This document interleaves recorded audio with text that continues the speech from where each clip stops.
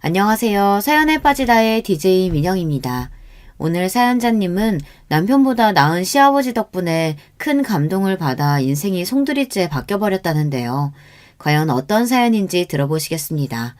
오늘도 두 가지 사연 준비되어 있는데요. 끝까지 들어주실 거죠? 그럼 오늘의 사연 바로 시작할게요. 안녕하세요. 저는 50대 아줌마입니다. 저는 아들을 하나 낳고 이혼한 지 벌써 20년이 지났어요. 저는 아들을 생각해서라도 어떻게든 결혼 생활을 유지하고 싶었지만 도저히 남편과는 같이 살 수가 없었어요. 저는 어릴 때 부모님이 두 분 다 일찍 돌아가셔서 할머니 손에 자랐습니다. 제가 국민학교에 들어가기도 전에 할머니마저 돌아가셨고 저는 친척집을 전전하고 다녔어요. 나중에는 외삼촌이 기숙사가 있는 공장을 소개해줘서 공장에 들어가 먹고 자며 돈을 벌었습니다. 사실 제가 살아온 과거를 이야기하면 사람들이 다들 저를 안쓰럽게 생각해요. 부모도 없이 어린애가 친척집을 전전하며 눈칫밥을 먹으며 컸으니 얼마나 고생이 많았냐고요. 하지만 저는 굉장히 긍정적인 편이에요. 아주 어릴 때는 사실 시골에서 할머니 손에만 자랐기 때문에 꼭 엄마 아빠가 있어야 하는 건지도 몰랐어요. 더군다나 할머니께서 저를 금이야 오기야 귀하게 키워주셨기에 크게 고생하지 않고 자랐습니다. 할머니께서 돌아가시고 나서 친척집 여기저기 돌아다닐 때는 물론 눈칫밥도 먹고 마음 상하는 일도 자주 있었지만 그럴 때마다 마음 쓰지 않고 훌훌 털어버렸어요. 사실 제가 친자식도 아닌데 외삼촌이랑 이모들이 제가 고등학교 졸업할 때까지 키워줬으면 그분들도 할 만큼 하신 거죠. 남의 집에서 살면서 그 정도 눈칫밥도 안 먹고 살면 제가 염치가 없는 거라고 생각하는 편이 차라리 마음이 편했습니다. 저는 우여곡절이 있었던 인생에 비해 친구도 많고 재미있게 학창시절을 보냈어요. 공부는 하지 않았지만 그래도 사고 한 번 안 치고 잘 컸습니다. 공장에 가서도 일도 잘하고 언니들에게 귀여움 받으며 잘 지냈어요. 남편이 저를 처음 만났을 때 철부지 부잣집 아가씨인 줄 알았다는 걸 보면 제가 살아온 세월에 비해 많이 철부지 같아 보이기는 했었나 봐요. 저는 20대 때 남편을 만나 화끈하게 연애하고 결혼했습니다. 그런데 결혼은 연애와 좀 다르더군요. 화끈했던 연애는 결혼하자마자 시들하게 식어버렸어요. 이런 이야기하기 좀 부끄럽지만 남편과는 나이트에서 만났습니다. 반짝이는 조명 아래서 같이 춤도 추고 어두운 스테이지 아래에서 술도 먹다 보니 어느새 취해서 둘이 불이 붙어버렸죠. 남편과의 연애는 롤러코스터 같았습니다. 하루는 너무 죽이 잘 맞아서 신나게 놀았는데 바로 다음 날은 서로 뭐가 그렇게 뒤틀리는지 죽일 듯 싸웠습니다. 그때는 철이 없어서 그게 사랑인 줄 알았어요. 제가 남편을 많이 좋아하긴 했지만 결혼 생각은 전혀 없었습니다. 사실 제가 부모도 없고 가진 것도 없다 보니 남자라도 좀 제대로 된 남자를 만나고 싶었어요. 그런데 남편은 직업도 도무지 뭘 하는지 모르겠고 매일 술이나 먹고 허름하게 돌아다니는데 영 별 볼 일 없어 보였거든요. 거기다가 허세는 또 있어서 비싼 옷만 입고 비싼 음식만 먹고 다니면서 돈을 펑펑 썼어요. 남편이 가장 마음에 들지 않았던 건 주변에 여자가 너무 많았다는 겁니다. 그런 점 때문에 매일 싸우다 보니 이 남자랑은 대충 연애나 좀 하다가 헤어질 생각이었어요. 그런데 하늘도 무심하시지 새파란 처녀가 덜컥 임신을 하게 된 거예요. 지금은 어떨지 모르겠지만 제가 20대 때만 해도 결혼 안 한 처녀가 임신했다고 하면 세상이 발칵 뒤집히는 줄 알았어요. 안 그래도 부모님도 일찍 돌아가셔서 고아로 자란 데다가 공장에서 일하는 공순이었는데 애까지 임신했다고 하면 남자 쪽 부모님께서 뭐라고 생각하실지 뻔했죠. 저는 당시 남자친구였던 남편에게 펑펑 울면서 임신했다고 말했어요. 남편과 오래 만날 생각이 아니었는데 일이 이렇게 되어버렸으니 저도 너무 속상해서요. 남편도 놀라긴 마찬가지였습니다. 남편은 곤란하다는 듯 머리를 헝클었어요. 에이, 난 이제 아버지한테 죽었네. 할 수 없지. 그냥 결혼하자. 영화에나 나오는 감동적인 고백을 바란 건 아니지만 세상에 이런 프로포즈가 또 있을까요? 애가 생겼으니 할 수 없이 결혼하자네요. 저는 애만 아니었으면 절대 그 자리에서 결혼을 승낙하고 싶지 않았어요. 하지만 어쩌겠어요. 상황이 이렇게 되어버렸으니 제가 한 일에 책임을 져야 했죠. 저와 남편은 곧장 시아버지께 인사를 드리러 갔습니다. 알고 보니 남편도 어머니가 일찍 돌아가셔서 시아버지께서 일찍부터 혼자 쉬었다고 하더라고요. 남편이 중학교에 입학했을 때 어머니께서 돌아가셔서 시아버지께서 교복 셔츠까지 빨아다 다려줬다고 하더군요. 그런데 놀라운 사실이 한 가지 더 있었습니다. 남편은 제가 생각했던 별 볼 일 없는 남자가 아니었더라고요. 남편을 따라간 시댁은 마치 대궐 같았습니다. 남편이 서울 토박이라는 건 알고 있었지만 서울 중심부에 떡하니 대궐 같은 전원주택에 살고 있을 줄은 몰랐어요. 거기다가 집에 일하는 아줌마가 2분이나 있었어요. 청소나 빨래 같은 집안일을 해주시는 분 따로, 식사 준비만 해주시는 분 따로 있었습니다. 저는 태어나 처음 들어와 보는 2층 저택에 놀라 여기저기 구경하느라 눈을 떼질 못했습니다. 와, 집이 왜 이렇게 좋아? 당신 부잣집 아들이었어? 내가 말 안 했나? 우리 집 사업 꽤 크게 한다고. 그러니까 우리 아버지한테 잘 보여. 겉보기엔 좀 무서워 보여도 잘만 보이면 자다가 또 떡이 생긴다니까. 시아버지는 시할아버지께 물려받은 작은 공장을 키워 현재 꽤 큰 규모의 의류회사를 운영 중이시더군요. 동남아 쪽에도 공장이 있을 정도로 사업을 크게 하신대요. 저는 너무 속물 같아 보일 수 있지만 사실 너무 좋았어요. 너무 좋아서 남편의 말을 들은 순간 입이 다물어지질 않았습니다. 저는 배를 슬쩍 문질렀어요. 바로 몇 분 전까지 제 인생을 통째로 뒤흔들어 혼란스럽게 했던 뱃속 아이가 복덩이일 줄은 꿈에도 몰랐으니까요. 캄캄했던 제 인생에도 이제 좀 봄날이 찾아오나 싶었습니다. 하지만 기쁨도 잠시 걱정이 되긴 했습니다. 이런 대단한 집안에서 저 같은 아이를 좋아하실까 싶어서요. 더군다나 거실에 혼자 앉아 계시는 시아버지와 눈이 딱 마주쳤는데 순간 저는 너무 무서웠습니다. 역시 사업을 하시는 분이라 그런지 눈빛도 매섭고 카리스마가 느껴지더라고요. 매섭게 저를 노려보시던 시아버지는 제가 긴장한 얼굴로 쭈뼛거리니 순간 표정이 변하시더군요. 그러더니 저에게 얼른 자리에 앉으라고 하셨습니다. 아이고, 몸도 성치 않을 텐데 뭘 그렇게 멀뚱히 서 있어. 얼른 자리에 앉아라. 남편 말대로 겉보기엔 차갑고 무서워 보였지만 무뚝뚝한 얼굴로 저를 챙겨주시려는 모습이 다정하게 느껴졌습니다. 저는 아버지가 없어서 그런지 시아버지를 처음 봤을 때부터 이상하게 좋았어요. 시아버지가 무서워서 바짝 얼어서도 왠지 잘 보이고 싶었습니다. 멀쩡하게 생긴 게 왜 우리 아들 같은 못난 놈을 만나 인생을 꼬았대. 암튼 너도 이제 우리 집안 사람이니 편하게 아버지라고 불러. 배 나오기 전에 얼른 결혼 날짜 잡고. 왜 그랬는진 모르겠는데 순간 저도 모르게 눈물이 왈칵 쏟아졌습니다. 저도 몰랐는데 나름 시아버지께 인사를 드리러 온다고 저도 긴장했나 봐요. 시아버지께서 부모님이나 제가 살아온 배경에 대해 꼬치꼬치 물으실까봐 겁먹고 있었는데 아무런 질문 없이 단번에 저를 가족으로 받아주시니 저도 모르게 울컥 감동하고 말았습니다. 저는 눈물을 참을 수 없어 이미 범벅이 된 얼굴로 시아버지께 연신 감사하다고 꾸벅 인사를 했습니다. 나한테 감사할 게 뭐 있어? 내가 방금 말했잖아. 내 아들 같은 놈 만나서 네 인생이 꼬인 거라고. 내가 미안해서라도 너한테 잘해줄 테니까 너는 건강하게 출산할 생각만 해. 아버지는 왜 자꾸 나 같은 놈 만나서 고생한다 그래. 내가 뭐가 어때서. 인물 좋지 집안 좋지 어디 하나 빠지는 게 없구만. 그리고 얘는 부모도 없는 고아에다가 고졸 공순이야. 내가 데리고 살아주면 얘 입장에서 고마운 거지. 시아버지께 받은 감동이 남편의 말 한마디에 와사삭 부서지려고 할 때쯤 시아버지께서 자리에서 벌떡 일어나시더니 남편의 머리통을 세게 쥐어박았습니다. 저는 순간 눈물이 쏙 들어갔어요. 으휴, 너 이 자식 어디서 아내 될 여자한테 공순이의 고아라는 소리래? 그리고 네 처될 사람이 몇 살인데 고아야? 부모도 없이 이 정도 잘 자랐으면 잘 큰 거지. 으이그, 너는 이런 놈이 뭐가 좋다고. 암튼 난 몰라. 네가 선택했으니 내 아들 버리지 말고 잘 살아야 한다. 그렇게 저는 눈물로 범벅이 된 채로 고개를 끄덕이며 결혼 허락을 받았습니다. 사실 임신 사실을 처음 알았을 때 저는 너무 무서웠어요. 철딱선이 없는 남편과 자식을 키우며 앞으로 어떻게 살아야 하나 막막했거든요. 그런데 시아버지를 보자마자 믿음이 확 생겼습니다.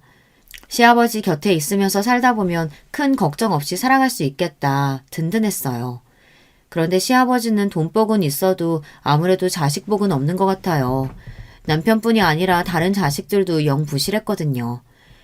어려서부터 하나부터 열까지 시아버지가 다 알아서 해줘서 그런지 남편이나 시동생, 시누이까지 다들 혼자 알아서 하는 게 없고 철석서니가 따로 없었어요. 결혼하고 보니 남편이 연애할 때 왜 그렇게 동네 백수처럼 아무것도 안 하고 나이트나 다니고 술이나 먹으러 다닐 수 있었는지 금방 알겠더라고요. 남편과 시동생 시누이는 대학 때까지 아르바이트도 한번 해본 적 없이 등록금은 물론이고 생활비를 다 받아서 썼대요. 거기다가 대학 졸업하고 나서는 셋 다 시아버지가 운영하는 회사에 다들 한 자리씩 차지하고 앉아서 월급을 받아먹고 있었어요. 일이나 성실하게 잘하면 몰라요. 남편만 봐도 매일 회사에 잘 나가지도 않고 친구들이나 만나고 술이나 먹고 다니기 바빴습니다. 회사가 규모가 있다 보니 시아버지가 일일이 자식들 하는 일까지 확인하지는 못하시는 것 같았어요.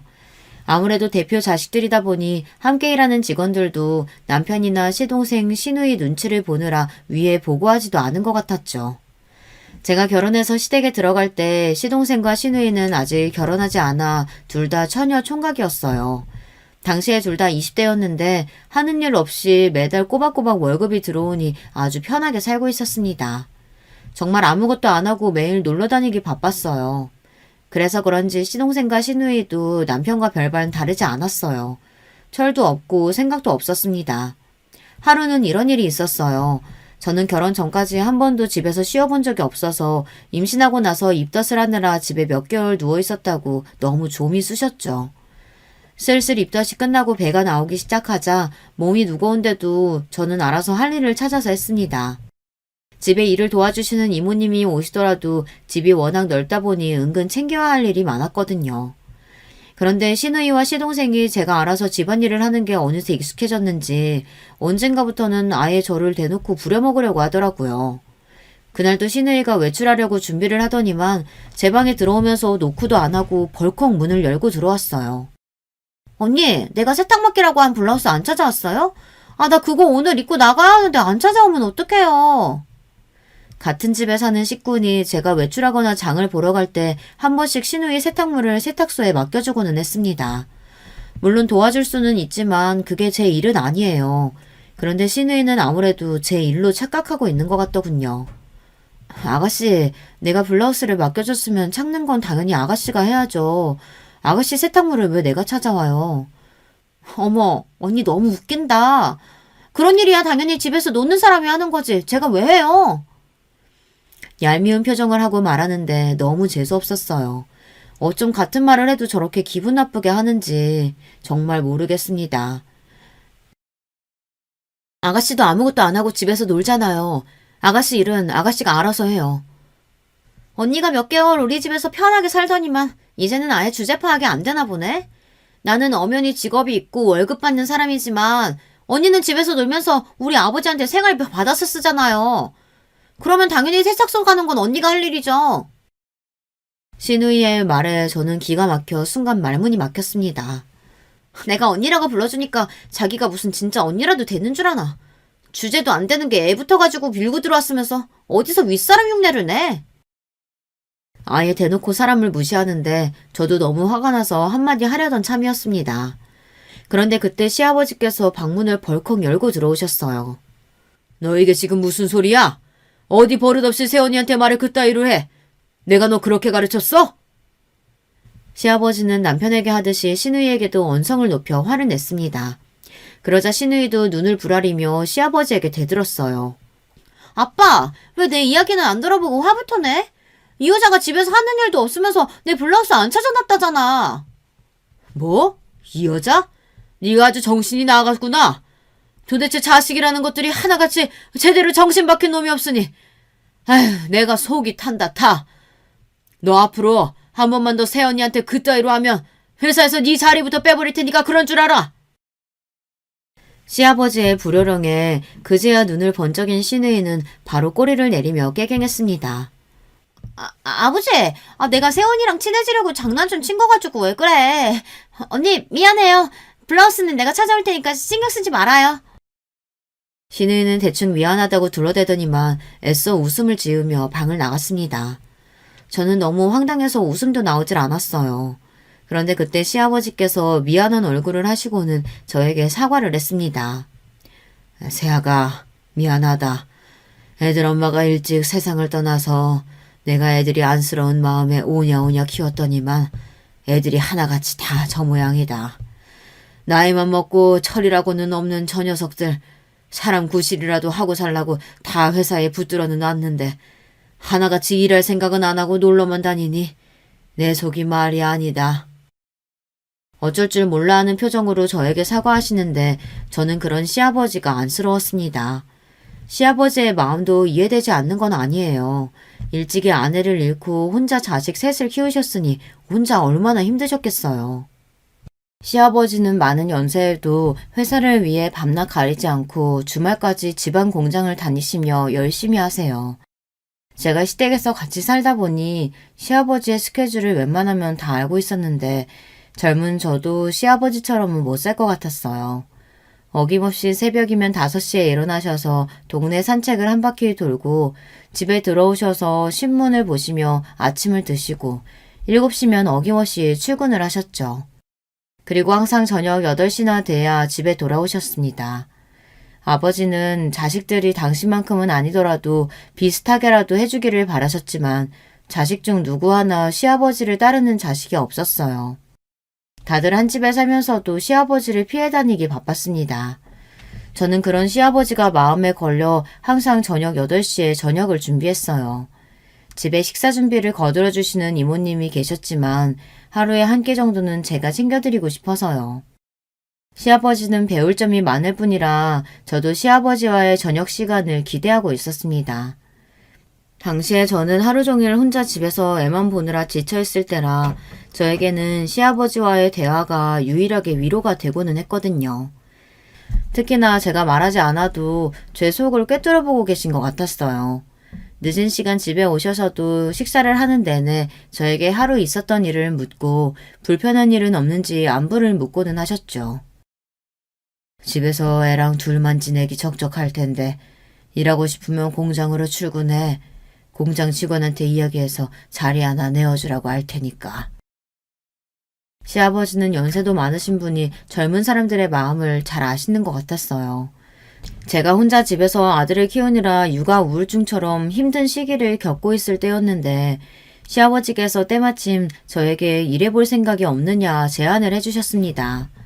저는 그 순간 남편과 시동생 시누이가 왜 그렇게 철도 없고 제멋대로인지 조금은 이해할 수 있을 것 같았어요. 시아버지가 자식들을 오냐오냐 키웠다는 게 아니라 시아버지처럼 자식들을 위해 헌신적인 분이 옆에 있다 보면 저 같은 사람도 평생 기대고 싶을 것만 같았거든요. 시아버지는 툭툭 별스럽지 않게 이야기하셨지만 저는 순간 괜히 울컥했습니다. 회사 일로 신경 쓸 일도 많으신 분이 이제 결혼한 지 얼마 되지도 않은 며느리한테까지 신경을 써주시는 게 감사했어요. 저는 대학도 안 나오고 간단한 컴퓨터도 다룰 줄 모르는데 제가 아버님 공장에 나가서 무슨 일을 하겠어요. 말씀만이라도 감사해요. 우리 회사에 대학 안 나오고 컴퓨터 못하는 직원들 많아. 무슨 그런 소리래. 회사 일이 싫으면 다른 거라도 얘기해봐라. 세학이 너 요리도 잘하고 반찬도 잘하던데 내가 식당이라도 하나 차려줄까? 말만 해라. 내가 다 도와줄 테니까. 시아버지께서 진심이 가득 담긴 눈빛으로 뭐든지 도와주겠다고 하시는데 저도 모르게 얼굴에 웃음꽃이 피었습니다. 저야 학교 다니기 훨씬 전부터 스스로 식사 준비를 하기 시작했으니 자연스레 몸에 밴 일이라 제가 요리를 잘한다고는 생각해 본 적이 없었어요. 그런데 시아버지께서 저에게 음식을 잘한다고 해주시니 저는 말로 표현할 수 없을 정도로 너무 기분이 좋더라고요. 결혼해서 자식 낳고 사는 남편도 제가 차려준 밥 먹고 맛있네 없네 이야기해 준 적도 없는데 평소 무뚝뚝한 시아버지께서 그렇게 이야기를 해주시니 더 기분이 좋았습니다. 그때였어요. 그날은 웬일로 일찍 들어온 남편이 저와 시아버지가 하는 이야기 소리를 듣고 멋대로 끼어들더군요. 아버지, 이게 다 무슨 소리예요? 제가 강남에 자리 좋은 데다가 이자카야 하나 차려달라고 했을 때는 들은 채도 안 하시더니만 집에서 팽팽 도는 주호 엄마는 무슨 식당을 차려준다 그래요. 그럴 돈 있으면 장남인 저한테 투자해야죠. 남편은 시아버지께서 제게 식당을 차려주겠다고 하는 소리에 샘이 나서 노발대발했습니다. 다 끝난 옛날 이야기까지 끄집어내며 술집을 차려달라고 졸랐어요. 이 자식아, 나 사업가야. 가능성이 있는 사람한테 투자해야지. 너처럼 가능성이라고 넣는 놈한테 내가 왜 투자를 해? 주호 엄마가 할 줄 아는 게 뭐가 있다고 가능성이 있어요. 가능성이 있어도 내가 있지. 네가 가능성이 있긴 뭐가 있어? 내가 만들어준 배경 말고 네가 스스로 만들어낸 게 있기는 해? 내 회사에서 월급 도둑질하는 것만으로도 내가 많이 봐주고 있는 거니까 너는 이 작가야의 이자도 꺼내지 마. 시아버지는 겪으면 겪을수록 대단한 분이셨습니다. 남편과 시동생 시누이가 회사에서 날로 먹는다는 걸 모르시는 줄 알았는데 다 알고 계셨더라고요. 시아버지는 막연히 자식들을 믿고 있었던 게 아니라 자식들이 정신 차리기를 기다리고 계셨던 것 같아요. 내가 한 말 진심이니까 네 남편 이야기 신경 쓰지 말고 하고 싶은 거 있으면 편하게 얘기하렴. 저는 그냥 자격증이라도 좀 따서 제가 할 수 있는 일이 있으면 해보고 싶어요. 사실 저 운전면허도 없거든요. 저는 태어나서 누군가에게 하고 싶다는 게 있다는 말을 처음으로 해봤습니다. 항상 머릿속으로만 혼자 막연하게 떠올리던 일이었는데 어느새 저도 모르게 시아버지에게 주절주절 말하고 있었어요. 사실 20살 공장에 다닐 때부터 저는 운전면허가 따고 싶었어요. 기숙사에 살면서 공장에서 일하다 보니 매일 공장 안에만 있었거든요. 다른 사람들은 일요일이나 휴가 때 부모님이 계신 본가에라도 가지만 저는 갈 곳이 없으니 일요일이든 휴가든 항상 기숙사에 있었어요.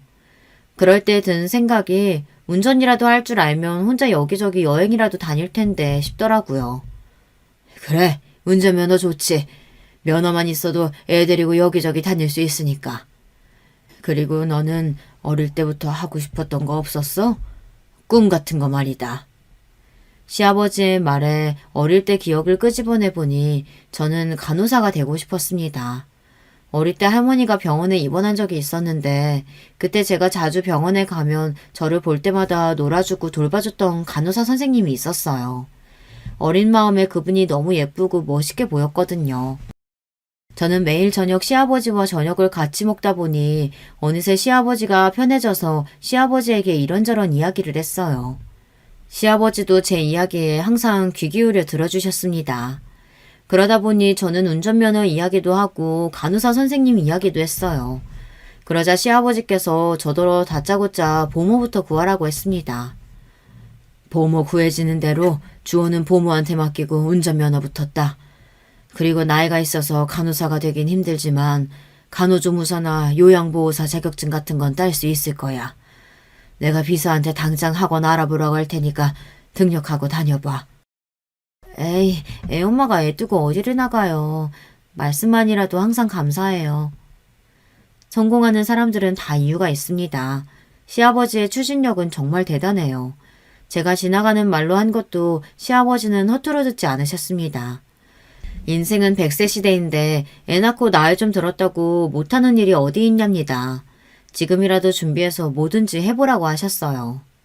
며칠 뒤 시아버지는 정말 보모도 구해주시고 학원도 다 등록해 주셨어요. 저에게 도대체 무슨 복인지 모르겠습니다. 제 팔자에 어떻게 이렇게 좋은 시아버지를 만났나 싶어서요.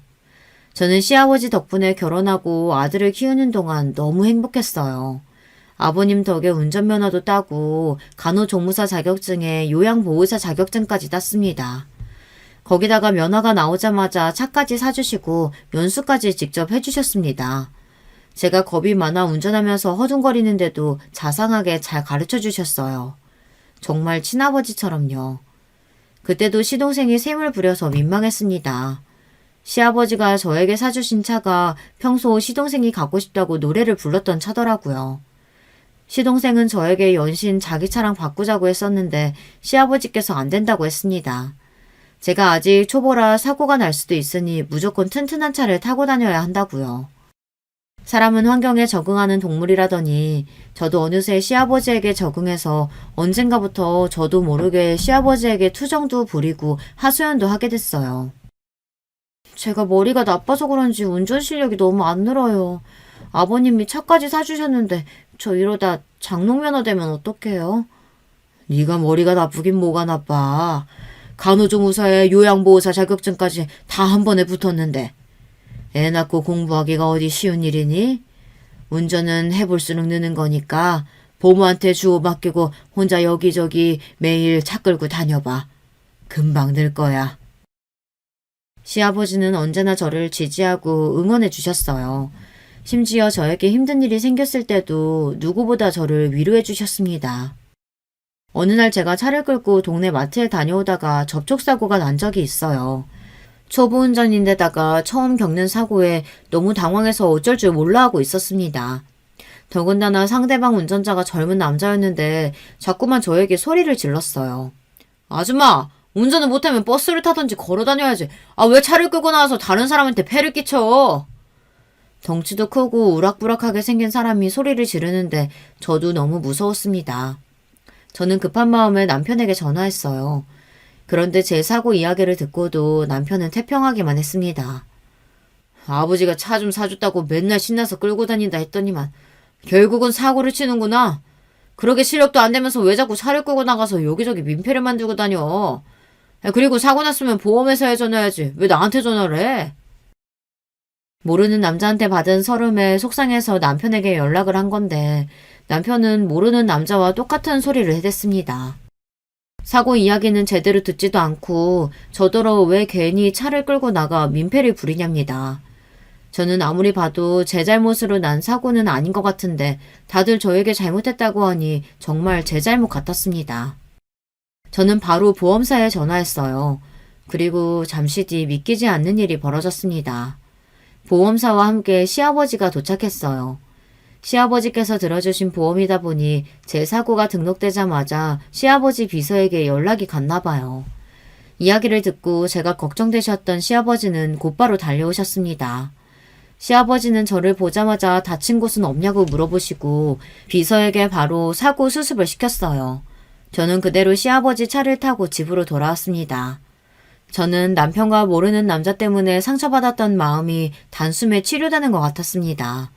남편과 결혼하고 함께 한 이불 덮으며 사는 동안 남편과 결혼한 걸 매일 밤 후회했습니다. 하지만 시아버지만 생각하면 마치 제 인생의 은인 같다는 생각이 들었어요. 시아버지가 아니었다면 진작 남편과 헤어졌을 테니까요. 그런데 그 행복은 그리 길지 않았습니다. 하나를 얻으면 하나를 잃게 되는 게 이치인지 시아버지와 사이가 좋아질수록 남편과는 점점 더 사이가 틀어졌어요. 사실 결혼하고 나서부터 남편과의 사이는 냉랭했습니다. 결혼 전에도 워낙 밖으로만 돌던 사람이었는데 결혼하고 나서도 영 집에 마음을 못 붙였어요. 아이가 태어나면 좀 변할 줄 알았는데 남편은 아들이 태어나고 나서도 전혀 변하지를 않았습니다. 오히려 더 이상해졌어요. 남편은 아들이 태어나고 나서도 거의 매일 밤 술에 취해 들어왔습니다. 다른 아빠들은 술에 취해 들어와도 아이가 보고 싶다고 자는 애를 깨우고 입이라도 맞춘다고 하던데 제 남편은 일절 그런 게 없었어요. 자기란 판박이인 아들이 예쁘지도 않는 건지 전혀 관심이 없었습니다. 심지어 아들이 새벽에 잠투정이라도 하면 아빠라는 인간이 말도 못하는 아기한테 소리를 질렀어요. 아이씨, 애새끼가 도대체 누굴 닮아서 저렇게 매일 징징거려. 아, 당신은 애가 오면 빨리 데리고 나가든지 젖을 물리든지 해지. 왜 그렇게 울게 내버려 두는 건데? 아기니까 울고 잠투정도 하는 거지. 당신은 어른이 돼서 잠 좀 못 잔다고 왜 그렇게 화를 내? 저는 남편이 한심했습니다. 나이만 먹었지 도무지 배려심이라고는 코딱지만큼도 없었어요. 에이, 이놈의 집구석 지겨워서 들어오기 싫다니까. 남편은 매일 술에 취해 들어와 집에서 잠만 자고 나가면서도 저만 보면 매일 그렇게 화를 내고 구박했어요. 어떨 땐 제가 하지도 않는 일을 가지고 꼬투리를 잡고 늘어지기까지 했습니다. 저랑 결혼해서 본인 인생이 꼬였다는 둥, 저 때문에 발목이 잡혀서 불행하다는 둥, 아내에게 하지 말아야 할 소리를 생각 없이 짓거렸어요. 저는 그럴 때마다 아들이 남편의 말을 듣기라도 할까봐 어린 아들의 귀를 막았습니다. 저는 남편만 생각하면 하루라도 빨리 남편과 헤어지고 싶었습니다. 결혼하고 거의 매일 남편과 싸웠거든요. 아무리 집이 넓고 층이 다르다고 해도 시아버지도 알고 계셨을 거예요. 그래도 시아버지는 며느리인 저에게 싫은 소리 한 번 하신 적이 없어요. 항상 제게 힘든 거 없냐, 속상한 일 있으면 언제든 이야기하라고 하셨습니다. 그러던 중 아무리 시아버지가 좋고 자식을 생각한다고 해도 그냥 참고 넘어갈 수 없는 일이 생겼습니다. 남편이 바람을 피우다 걸렸거든요. 결혼하고 애가 돌이 넘어갈 때까지 남편은 항상 술에 취해 집에 들어왔기 때문에 밖에서 뭘 하고 다녔는지 알 수가 없었어요. 물론 남편이 혹시나 딴짓을 하고 다니는 거 아닐까 의심한 적은 있었지만 애써 알고 싶지 않았습니다. 그런데 언제부턴가 남편에게서 이상한 낌새가 보였어요. 원래 아무리 술을 많이 먹어도 새벽에라도 집에 들어왔었는데 얼마 전부터 아예 외박을 하더라고요. 전화해도 받지도 않고요. 그러던 어느 날이었습니다. 제가 욕실에서 아들을 씻기고 있는데 밖에서 남편 핸드폰 벨소리가 들리더라고요. 그런데 그 순간 남편이 슬그머니 핸드폰을 챙겨서 베란다로 나갔어요. 제가 욕실에 있는데 굳이 나가서 받을 전화가 뭐가 있겠어요. 회사에서는 제대로 하는 일도 없는 자리만 차지하고 있는 사람이 업무 전화할 리는 없었죠. 저는 뭔가 촉이 이상해서 그날 남편이 잠들자마자 핸드폰을 뒤졌습니다. 남편이 허술한 건지 제가 눈치가 없는 줄 아는 건지 핸드폰의 기록을 모두 다 그대로 놔뒀더라고요. 그런데 남편의 통화 기록은 뭔가 이상했습니다. 로즈, 유리, 로얄, 제니 이런 비슷한 이름들이 줄줄이 적혀 있었어요. 저는 황당해서 한참을 통화 기록을 확인했습니다.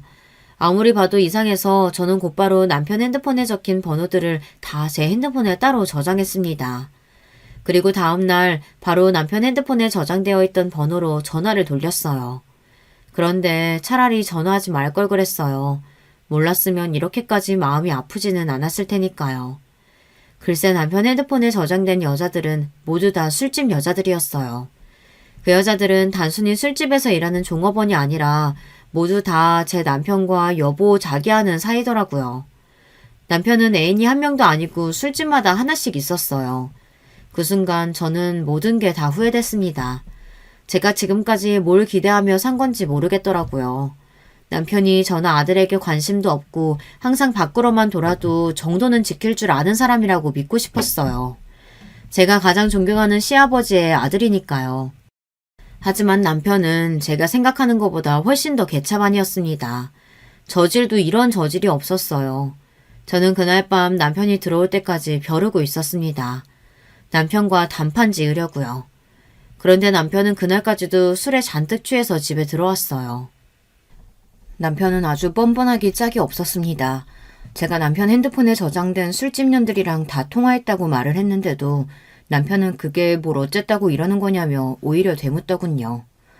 당신이야말로 나에 대해 몰랐던 것처럼 왜 이래? 우리도 나이트클럽에서 만난 거 잊었어? 내가 지금 술집 좀 다니는 거 가지고 이래? 당신 여자친구라는 년들이랑 내가 다 통화했다니까? 아들까지 딸린 유부남 주제에 아주 강남의 유명한 술집 년들이랑은 다 연애하고 있었더라? 남편은 자신이 이런 거 모르고 결혼했냐고 오히려 적반하장으로 나오더군요. 사실 연애할 때도 비슷한 문제로 많이 싸우긴 했어요. 남편은 술만 먹으면 이 여자 저 여자한테 찝쩍거리는 주사가 있어서 연애할 때도 바람을 피우다 걸린 적이 있었어요. 하지만 그건 연애할 때였고 남편은 다시는 그러지 않겠다고 제 앞에 무릎까지 꿇고 용서를 빌었습니다. 그 이후 저는 남편을 믿었어요. 더군다나 이제는 결혼한 유부남인데 아직도 그러고 다닐 줄은 꿈에도 생각을 못했죠. 이래서 한번 바람 피운 놈은 절대 용서해주는 거 아니라고 했는데 내가 잘못 생각해도 한참을 잘못 생각했지. 저런 인간 뭘 믿고 애까지 낳아서는. 저는 아무리 생각해도 제 팔자가 너무 불쌍해서 바닥에 주저앉아 하소연을 좀 했습니다. 속이 너무 답답해서요. 그런데 그 순간 말도 안 되는 일이 벌어졌습니다. 남편은 갑자기 흥분하더니 멀쩡한 선풍기를 들어 제 쪽으로 던졌습니다. 그래서 자기더러 뭘 어쩌냐는 거냐고 소리를 지르면서요. 그래서 뭘 어쩌라고! 네 주제에 나랑 뭐 이혼이라도 하겠다는 거야 뭐야? 저는 순간 너무 놀라서 눈이 휘둥그레졌습니다. 하마터면 제가 남편이 던진 선풍기에 맞을 뻔했거든요. 저는 자리에서 벌떡 일어나 남편에게 달려들어 이게 지금 뭐 하는 짓이냐고 따졌어요. 그러자 더 화가 난 남편이 제 어깨를 세게 밀치는 바람에 제가 바닥에 꼬꾸라지며 넘어졌습니다. 이 인간이 매일 나가서 바람 피우는 것도 모자라서 이제는 마누라를 패? 내가 너 가만히 둘 줄 알아? 이게 아직도 정신을 못 차렸네. 너 진짜 나한테 좀 맞아볼래? 남편은 그대로 저에게 달려들더니 제 몸 여기저기를 주먹으로 갈겼습니다. 저는 남편의 힘에 밀려 바닥에 넘어졌어요. 너 이 자식, 지금 뭐 하는 거냐? 남편에게 쉴 새 없이 맞는 동안 저는 이대로 죽을지도 모르겠다 싶었습니다. 술에 취한 남자가 달려드는데 제 힘으로는 도무지 막아낼 수가 없더라고요. 그 순간 시아버지가 들어오지 않았다면 저는 정말 맞아 죽었을지도 몰라요. 그 광경을 목격한 시아버지는 남편에게 달려들어 남편을 끌어내고 마구잡이로 남편을 두들겨 팼습니다. 그런데도 남편은 자기 잘못을 모르고 오히려 큰 소리를 쳤어요. 아버지는 도대체 누구 편이야? 옆에 내가 남편한테 겁도 없이 고래고래 소리를 지르는데 그걸 보고만 있어? 때려서라도 버릇을 고쳐야지. 남편은 자기 잘못도 모른 채 술에 잔뜩 취해서 눈이 아예 돌아 있었어요. 이런 개자식을 봤나? 내가 너 진작 망나니인 줄은 알았는데 이 정도인 줄은 몰랐다, 이 자식아. 내가 너 가만히 둘 줄 알아? 지금 당장 감방에 보낼 거야. 그날 밤 시아버지는 정말로 당신 아들을 경찰에 신고했습니다. 잠시 후 도착한 경찰들에게 시아버지는 아들이 며느리를 때렸다고 증언을 하고 당장 잡아가라고 했습니다. 그날 밤 남편은 경찰들에게 끌려가 유치장에서 하루를 보냈어요. 남편을 유치장에 보내고 들어온 시아버지는 조심스레 방에 들어와 저를 부르셨습니다.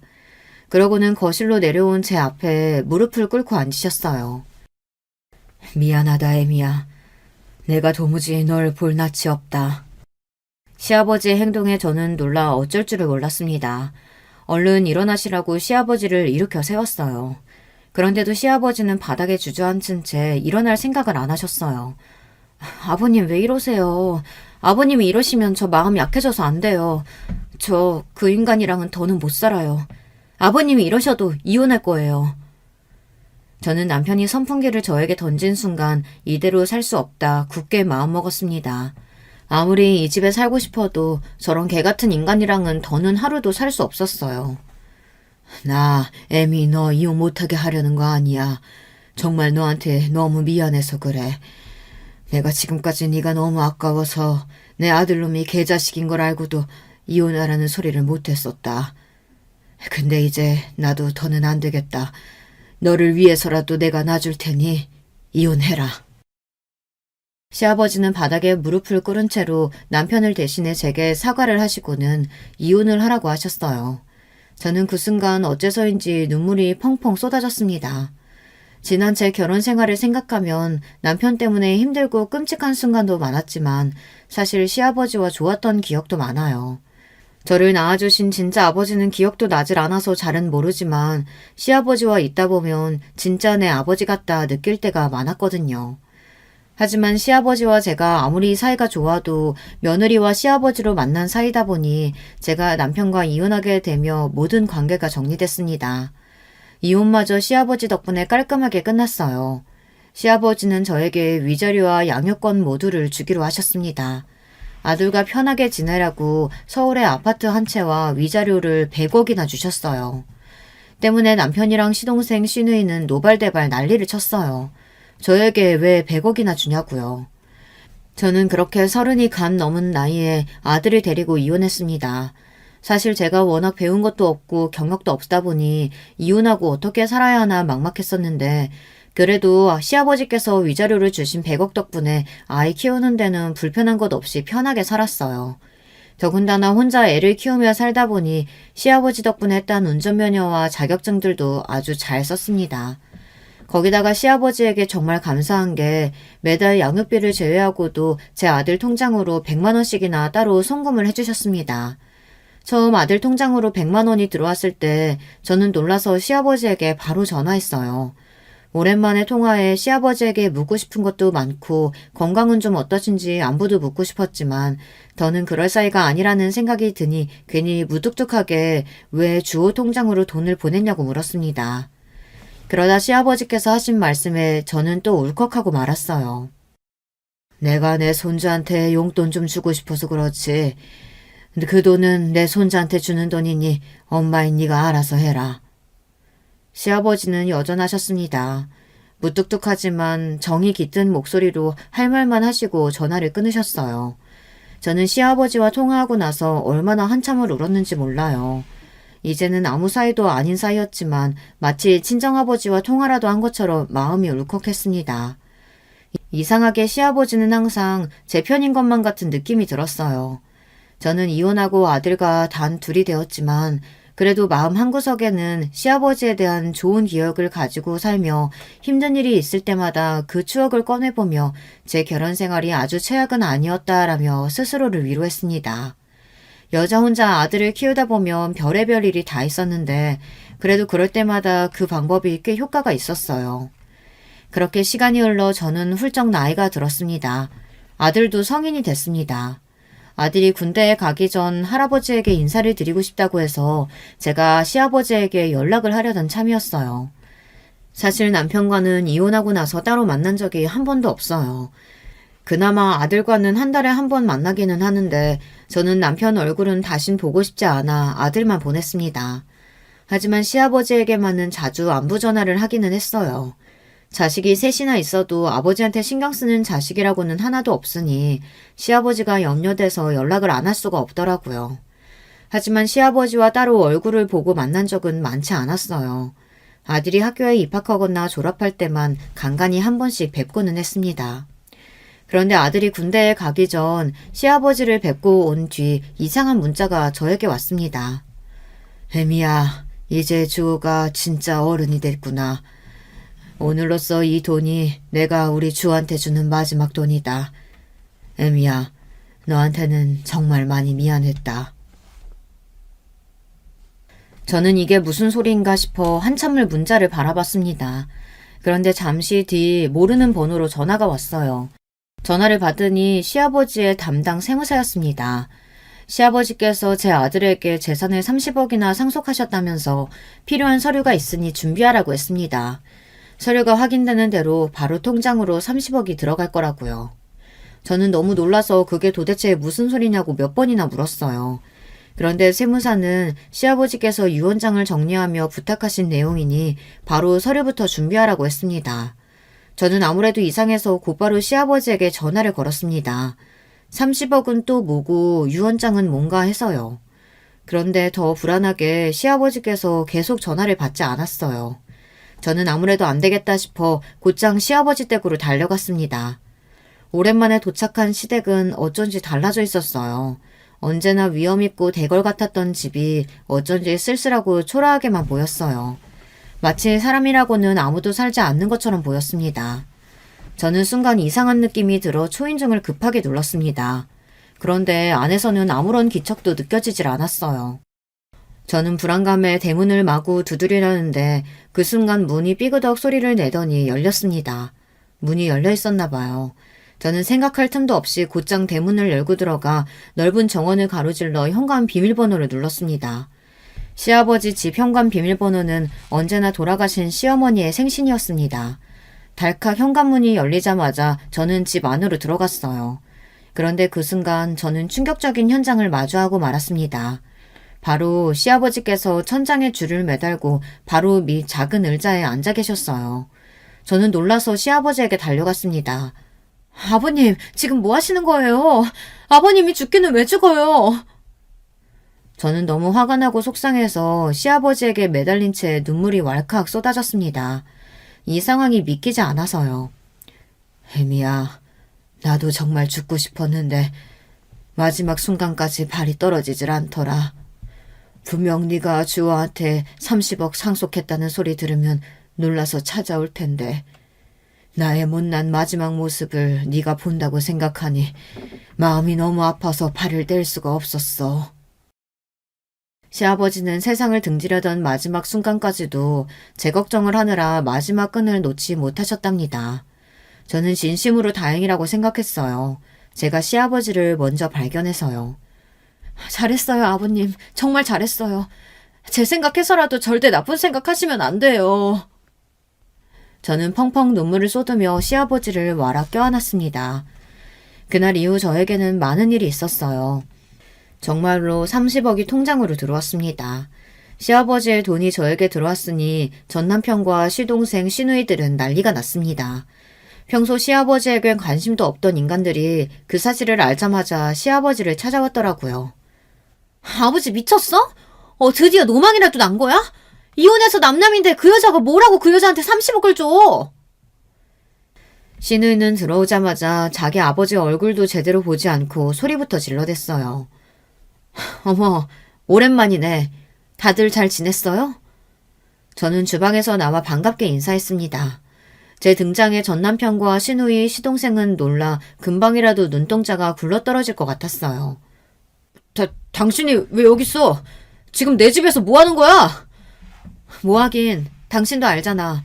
아버님이 내 음식 좋아하시는 거. 나 오늘부로 아버님께 고용돼서 앞으로 이 집에서 일하기로 했어. 뭐야? 이 예편네가 도대체 무슨 꿍꿍이야? 남편은 금방이라도 제게 달려들 것처럼 눈을 부라렸습니다. 무슨 꿍꿍이는 당신 나 간호조무사 자격증에 요양보호사 자격증까지 있는 거 잊었어? 앞으로는 내가 아버님 모시니까 그런 줄 알아. 아버지, 이게 다 무슨 소리예요? 뭐라고 말 좀 해보세요. 정말 저 여자 이 집에 들어온 거예요? 이 여자라니 앞으로 정 실장이라고 불러라. 지금 이 순간부터 정 실장이 내 담당 비서니까 깍듯하게 모셔. 안 그러면 내 남은 재산 다 정 실장이랑 내 손주한테 주고 죽을 거니까. 시아버지의 선전포고에 전남편과 시누이, 시동생은 어안이 벙벙한 표정으로 어쩔 줄 몰라 했어요. 화가 나서 얼굴이 붉어지더니만 재산 이야기를 듣자마자 입술을 꽉 깨물더군요. 역시 속물들은 달랐어요.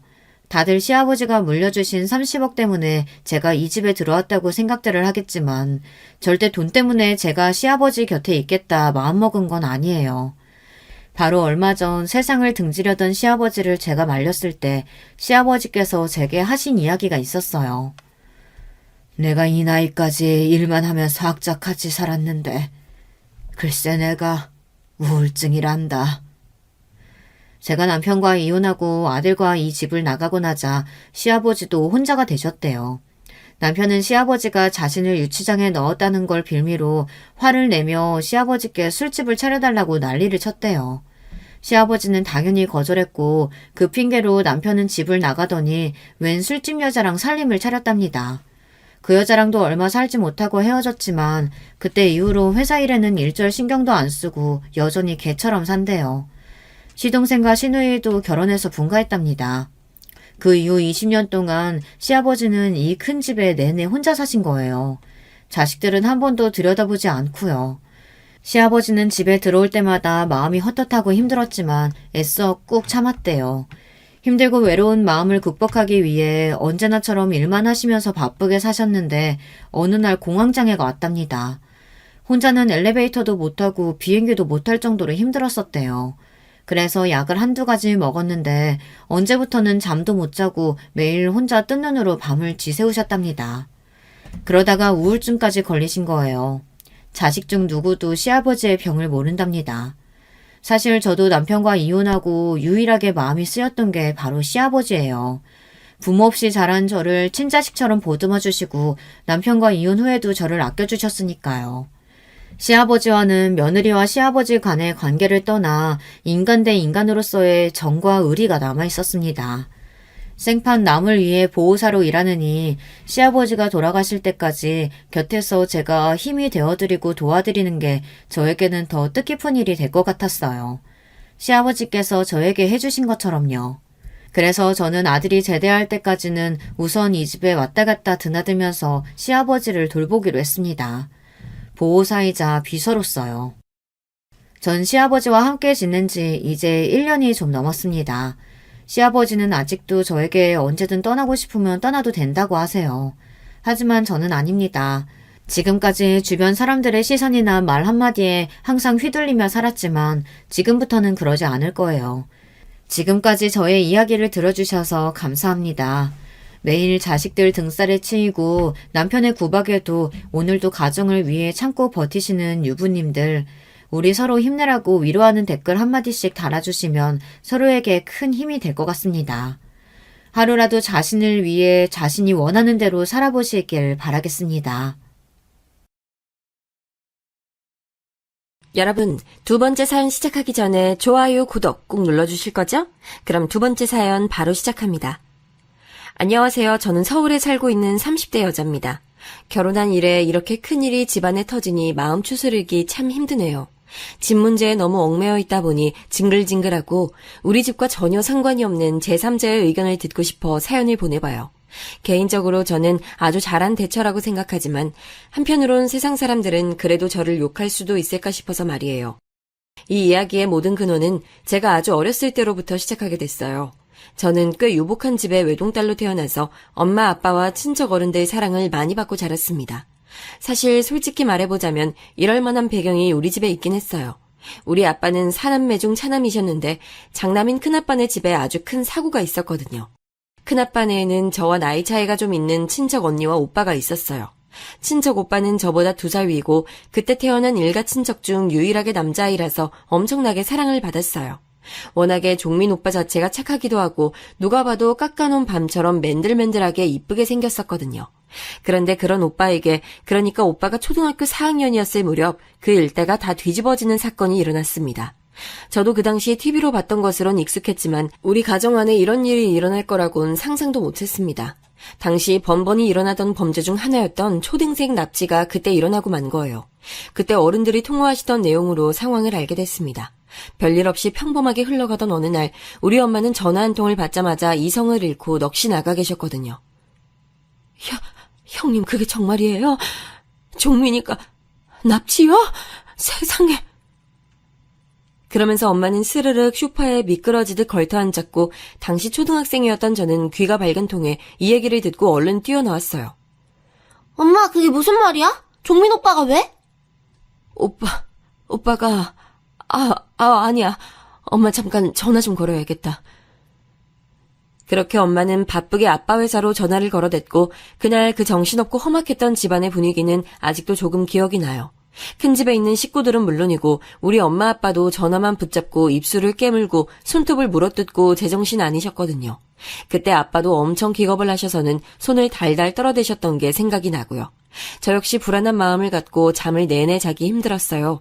두 분 다 꼬박 거실에서 밤을 지새우다시피 했고 저는 다음날 학교를 가야 하니 억지로 눕긴 했지만 눈에 눈물이 그렁그렁 맺히더라고요. 하지만 하늘도 무심하시지. 종민 오빠는 결국 우리 가족들 곁으로 돌아올 수 없었어요. 오빠는 그저 그렇게 그 어린 나이에, 지금 생각해보면 고작 11살밖에 안 된 그 어린아이가 부모 품에 돌아오지 못하고 하늘나라로 떠났습니다. 이 부분은 작고 크게 신문과 TV에서 다루게 됐고 어린 남자아이가 괴한들에 이끌려 참변을 당한 소식은 그 동네 주변을 매우 차갑도록 얼어붙게 만들었어요. 당시 어렸던 제게 어떤 어른들도 자세히 말해주는 이가 없어서 정확한 정황은 몰랐지만 나중에 알고 보니 유복했던 큰아빠네 집 재산을 둘러싼 원한 같은 게 있었나 봐요. 이후로 정말 안타깝게도 한 2, 3년쯤 지나서 큰아빠네 부부는 이혼을 하게 됐습니다. 제정신이 아닌 큰엄마를 시어머니인 우리 친할머니가 미친 듯이 몰아붙였던 모양이에요. 결국 큰엄마는 하나 남은 자식인 딸을 데리고 본가로 돌아가 버렸어요. 그러니 사실상 이 집안에서 장녀는 제가 돼버린 거예요. 이런저런 분위기 속에 엄마 아빠는 저를 더욱 애지중지하면서 키우셨고 좀 번거로울 정도로 엄마는 저와 붙어 다니려고 하셨답니다. 그나마 엄마의 절친인 명주 이모가 우리 집 근처로 이사 오면서 그게 좀 덜해지긴 했던 것 같아요. 큰 사고를 겪고 나면 사람들은 누군가 어딘가 말을 하고 싶고 그러면서 해소를 하고 싶어지잖아요. 엄마는 그런 부분에서 명주 이모를 아주 많이 의지했었어요. 이모는 우리 엄마랑 중고등학교 동창이기도 했고 결혼하고 저를 낳고 얼마간만 잠깐 못 봤었거든요. 원래 이모는 이 근처로 올 일이 없었는데 참 드물게 끔찍한 일을 겪고 도망치듯 온 거였어요. 당시 전화를 받고 놀랬던 엄마가 얼른 오라고 부르기도 했고요. 명주야, 어떡하면 좋아. 그래서 너네 엄마는 괜찮으셔? 정말 요즘 왜 이렇게 세상이 흉흉하냐. 너 너무 힘들겠다 진짜. 얼른 진주 데리고 이쪽으로 이사 와. 어? 아빠도 엄마와 이모 사이를 잘 알다 보니 대체 뭐 때문에 그러는 건지 물어보시더라고요. 전 이때 밥 먹다가 그 얘기를 듣고 얼마나 놀랬는지 그만 헉소리를 냈습니다. 왜 그러는 거야? 명주씨 무슨 일 있어? 아니 여보 어쩜... 저기 말이야. 진주한테 군대 간 애인이 있나 봐. 근데 진주가 헤어지자고 하니까 글쎄 앙심을 품고 말이지. 찾아오고 그런다나 봐. 겁나게 할 만한 사건들도 있었다고 하네. 자기도 알다시피 명준의 아버지도 안 계시잖아. 집에 남자가 없으니 이런 일이 너무 무섭대. 그러자 아빠가 참 안 됐다는 듯 얼른 불어드리라고 하셨어요.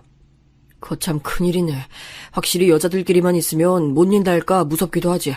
명주 씨 동생도 어쩌다가 그런 놈한테 걸려가지고 말이야. 이쪽 근처로 이사 올 수 있으면 얼른 오라고 해. 이렇게 돼서 이모네 가족들은 전부 우리 집 근처로 이사들을 왔고요. 그때부터 자주 드나들면서 매번 얼굴 보면서 지냈습니다. 그 집 할머니가 저한테도 엄청 잘해주셨어요. 아이고, 예진이는 어쩜 이렇게 예쁘게 컸어. 우리 명주도 얼른 결혼해서 예진이처럼 이쁜 딸을 낳아야 될 텐데 말이야. 그런데 알고 보니 할머니한테 참 슬픈 과거가 있으시더라고요. 아마 그래서 그 집 자식인 이모들이 모두 다 하나같이 결혼을 안 하는 것 같더라고요. 명주 이모는 평소엔 엄청 밝은데 그 얘기를 할 땐 되게 어둡게 말을 했어요. 우리 엄마 진짜 고생 많이 했어. 참 고리적 얘기긴 한데 그때 아버지가 첩을 두셨었거든. 넓지도 않은 집에서 그 아줌마가 안방을 차지하고 엄만 쪽방으로 밀려나서 살았다니까. 한쪽 방엔 할머니가 있었는데 어쩜 그렇게 우리 엄마한테 모질게 굴었나 몰라. 엄마는 진짜 이러다 죽을까 싶어서 우리들 데리고 나왔던 거야. 이사간 동네에서 너랑 만나게 된 거고. 어머니한테 그런 슬픈 일이 있는 줄 몰랐다. 아, 명주 네가 진짜 고생 많았겠다. 그러니 너나 진주나 결혼하기 싫어하지. 남자들이란 다 그렇다고 생각하니까 말이야. 그런데 이때 이모가 우리 엄마한테 쓱 덧붙였던 말을 생각해보면 그땐 몰랐는데 왜 지금 떠올려보면 이렇게 쎄하고 기분 나쁜지 모르겠어요.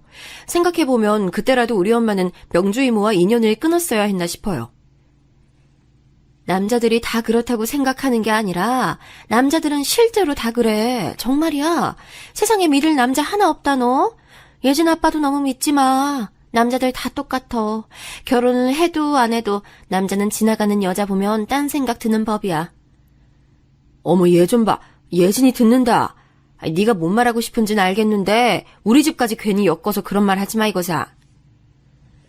그러면서 엄마는 바로 이모 등짝을 한 대 쳐가며 쓸데없는 소리 하지 말라고 둘이 깔깔대고 웃었었죠.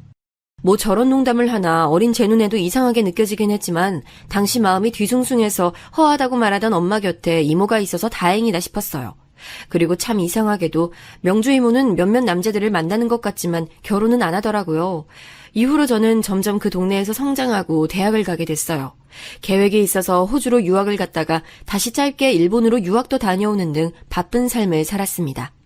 그런 와중 엄마는 여전히 자신의 절친한 친구인 명주 이모와 함께 시간을 보내면서 저를 챙겼었고요. 그런 와중에 저에게도 거의 친이모 같았던 명주 이모에게 다시 어두운 그림자가 비치게 됐어요. 이 일로 우리 엄마는 한동안 안정을 되찾고 살다가 다시 허기를 느끼게 됐답니다. 이땐 제가 일본에 있을 때였는데 엄마 전화를 받고 엄청 놀랐어요. 뭐라고? 명주 이모가 유방암이라고? 어머 어떡해. 이모는 할머니도 아직 정정하시고 건강하신데 어쩌다가 이모가 그렇게 됐어? 암 걸린 이유를 누가 알겠어.